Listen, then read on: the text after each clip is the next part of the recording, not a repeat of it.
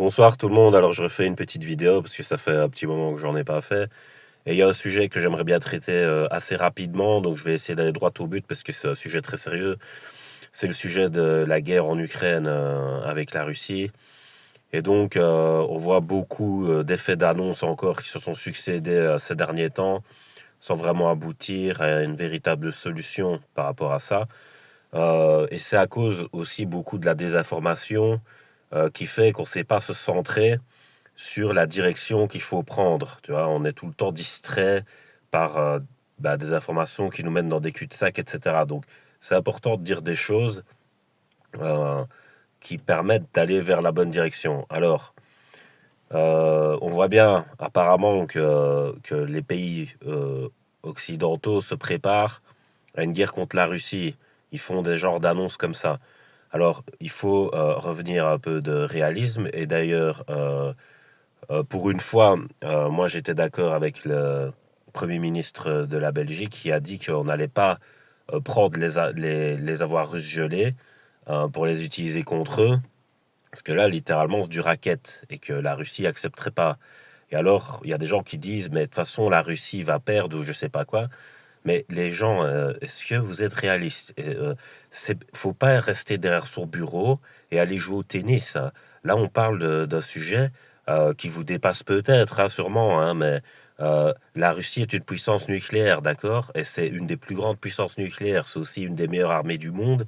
Voilà, et c'est objectif parce que dans les arts martiaux, si tu connais pas ton ennemi un minimum entre guillemets, tu risques de te prendre une grosse raclée, tu vois. Et on voit ça dans les salles d'arts martiaux tout le temps. Les novices, les débutants qui arrivent, qui se prennent pour je sais pas qui.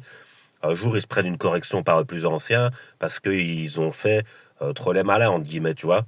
Et donc, il y a un peu ce cas de figure ici. On dirait c'est des gens, ils ont passé leur vie en vacances et ils t'expliquent ce qu'il faudrait faire et qu'on va gagner ou je sais pas quoi. Donc, il faut rester réaliste, d'accord. Euh, si l'Ukraine a tenu autant, et ça c'est vrai que l'Ukraine tient, et ça c'est vrai, mais c'est parce qu'il y avait l'OTAN derrière, justement. Si l'Ukraine avait été toute seule pour devoir affronter la Russie, et que si c'était vraiment l'intention de la Russie d'envahir toute l'Ukraine, je pense que ça aurait pu se faire. Donc moi je pense, voyant Poutine, que c'est plus un souverainiste parce qu'on le décrit comme un genre d'impérialiste d'extrême droite, mais moi j'essaye d'analyser objectivement. Pour moi, Poutine, c'est un impérialiste qui protège ses frontières. Maintenant, si à chaque fois, d'un côté ou d'un autre, on essaye de transgresser pour aller sur la Russie, bah, à chaque fois, il fait une intervention. Donc, chaque fois, on fait croire qu'en fait, c'est un impérialiste qui va aller conquérir tout le monde partout. Mais en fait, il n'intervient chaque fois que quand il a une idée qu'une transgression va se faire par rapport à la Russie. Donc, ça, il faut bien l'expliquer. Donc, en fait, tout ce qui peut arriver, c'est que ce soit continu et long et qu'on gaspille et tout, et qu'on gaspille du budget, qu'on gaspille des vies humaines.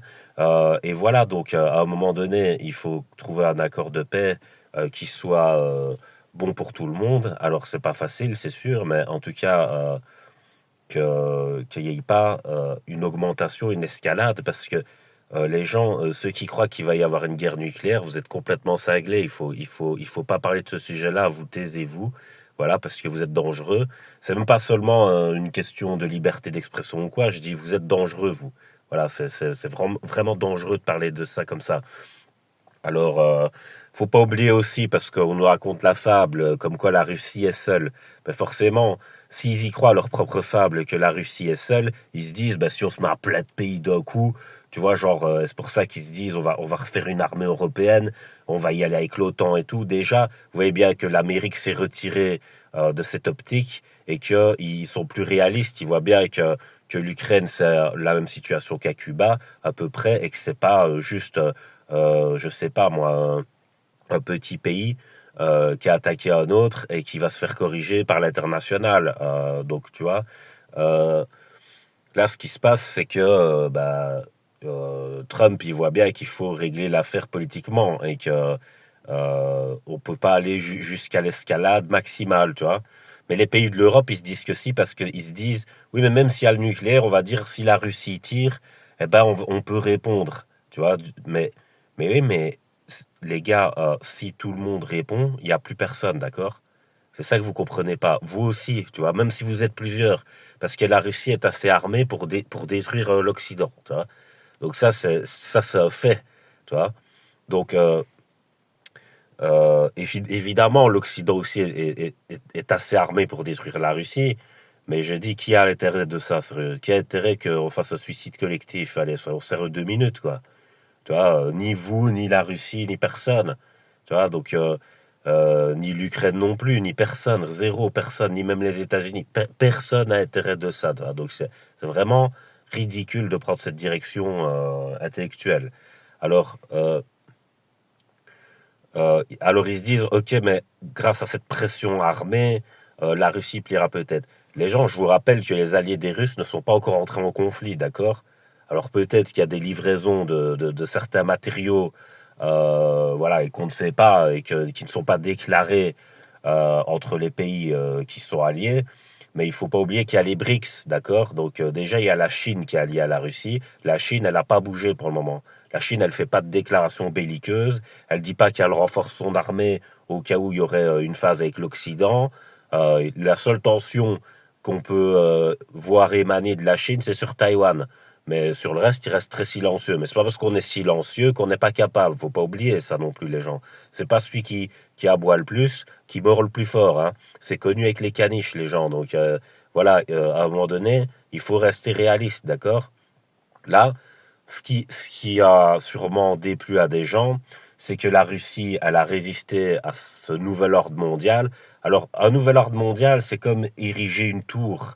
Tu vois, c'est comme on apprenait en technologie. Par exemple, tu devais faire une tour de paille et une éponge devait tenir 1 minute au-dessus pour que on valide le fait que tu aies réussi ton interrogation ou ton examen. Je pense que c'était un examen de fin d'année ou quelque chose comme ça. Mais en fait, si tu fais des petits piliers comme ça pourris qui ne sont pas renforcés et que tu ériges une tour vraiment haut mais sans rien renforcer, donc tu fais un fédéralisme vide, ben forcément qu'elle va s'écrouler ta tour sous l'éponge. Et donc c'est ça qui se passe. Ici, en Europe, ils veulent créer un fédéralisme, tu vois, mais ils ne renforcent aucune structure dans l'individualité ou dans la province ou dans la nation, tu vois. Alors après, ils s'étonnent qu'il y ait des relents de droite partout et que tout le monde redevient au minimum souverainiste et au maximum ultranationaliste, tu vois. Et donc, je dis, les gens, le nouvel ordre mondial, là, comme ils ont voulu le faire, il était trop ambitieux par rapport à leurs compétences. Il a sauté, ça a foiré, voilà. Donc, c'est foutu. C'est foutu parce qu'il y a la moitié du monde qui n'en veut pas. Et en fait, on nous fait croire dans les médias qu'il n'y a que la Russie qui n'en veut pas. Et ils se disent, si on arrive à mettre à genoux la Russie, alors on le fera, notre nouvel ordre mondial. Mais non, il y a la moitié du monde qui n'en veut pas. Donc, vous ne pourrez pas le faire. Tu vois, c'est tout, c'est fini, il est foutu ce plan. Donc le seul plan, c'est un monde multipolaire, donc le seul plan qui va marcher, bah, c'est de recréer des ententes et donc des structures qui va pouvoir peut-être un jour à terme mener à un genre de nouvel ordre mondial beaucoup plus sain, où tous les peuples seront respectés, plutôt que ce qu'ils ont essayé de faire avec leur avidité et leur ambition démesurée, qui n'a pas fonctionné. Voilà, donc c'est ça qu'il faut expliquer. Maintenant, dans les médias, on n'entend pas beaucoup parler de ça. Mais c'est le cœur de ce qui se passe, les gens. Voilà, c'est tout. C'est pour ça que tout ça se passe comme ça. Tu vois? Mais parce que euh, enfin, les gens se racontent des histoires aux autres. Chacun ne sait pas mesurer réellement ce qui peut se passer, ce qui peut pas se passer. Donc forcément, les gens, tout le monde est perdu. Donc comment veux-tu arriver à un point central de ralliement où on met fin à une problématique telle que bah, la guerre, si les gens ils veulent pas entendre les points qui sont importants. Voilà, donc ça fait déjà quasi 10 minutes que je parle. Mais pour moi, c'est vraiment important de souligner ça. Après, vous faites ce que vous voulez de ces informations. Mais voilà, c'est pas une question de tenir avec quelqu'un ou quoi, ça. C'est une question de réalisme, les gens. Franchement, tu vois, quand on a un qui parle de genre de guerre totale, les gens sont fous, sérieux.